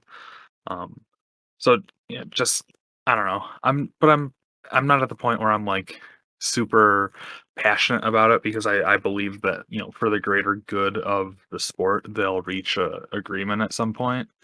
Um, Yeah. but it just doesn't look good on your organization and on your sport when you're in a state of like not even being able to sign any free agents or anything at this point because you can't the teams don't technically exist right now. Like it's kind of in that weird like, oh, the players like they had all their pictures removed from the MLB website, like it's just Mm. blank like gray faces right now, so it just looks dumb. Yeah. I fully agree with that. CBA and just lockout issues always suck. Happened in the NBA a couple years back. I know it happened back in the NFL way back before I was born, but they always suck, for sure. And it's not getting as much publicity, I guess, because it's the MLB and it doesn't just get as much national attention as NBA and NFL do, just because it tends to be kind of like the third ranking one in terms of popularity. But it's definitely an interesting thing to follow. Uh, the one other thing I wanted to say about this was something that actually also made me happy is the first thing I always go to whenever the Colts lose is my favorite athlete of all time is Andrew Luck. I'm a Bucks fan, huge Bucks fan. Giannis won us a title, and still, I love Giannis. He's probably number 2 for me in terms of my favorites. Andrew Luck will forever and always be my favorite athlete. Uh, I love the dude. I don't know why he was just an awesome player, and also just like he was so awkward in interviews and kind of just funny, and I love that. And tonight at the national championship in Lucas Oil Stadium, Andrew Luck made an appearance. He's on the sideline with Robert Griffin III talking about the game. His first public appearance since retiring and like actually being on a mic. And the dude lost a lot of weight. Like he lost all of his muscle. Looks like he hasn't really been lifting or anything like he did when he played football. He looks super skinny. He was in Lucas Oil Stadium, which is obviously where the Colts play, and all the Colts fans were tweeting at the owner Jim Irsay saying you need to hold him hostage in the stadium until he agrees to come back and play football, which I thought was pretty funny. That kind of cheered me up. Also, I tweeted about it. He looks so happy in his interview, which obviously we haven't seen him since he retired because he's not a real public guy. He looks so happy in his interview that he's like, I'm on full time dad duty, and the dude looked super happy to be retired. So that made me also really happy. And I tweeted that the Colts didn't deserve him because at the time the organization was a mess and they absolutely got him beat up, which is why he retired. And it's really true. Colts didn't deserve him. And I'm really happy to see Andrew Luck happy. All All right. right, some positivity at the end. I like Yeah. that. All right. You ready to wrap it up? This is a Let's long wrap. episode. All right. So this episode's wrapping up. It's going to be almost a 2-hour episode. Maybe mark it down in the books as the longest episode. We kind of saw this coming though. Season long predictions. It's got to be a detailed episode. I think it went pretty well. You guys know I love doing this. It was Kyle's first time on a season long prediction episode. Hopefully we don't look back at this because we had pretty similar overall standings predictions and stuff. So hopefully we don't look back at this and see ourselves as complete idiots. And we were way off. But we'll go back probably sometime towards the end of the season, maybe right before champs or after champs, and look at how we did on these predictions. And that'll be an interesting one, definitely to check out. Obviously, if you guys are on YouTube, please be sure to leave a like, comment, subscribe. It really helps us out a lot, and we appreciate the support. Definitely comment down below your thoughts on our predictions and some of your own predictions. We want to see them, see if you're crazier than us, or Maybe you think our predictions are kind of dumb and you explain to us why. But that's going to do it for this one. We really appreciate the support, and we will see you in the next one. Thanks for watching, everyone.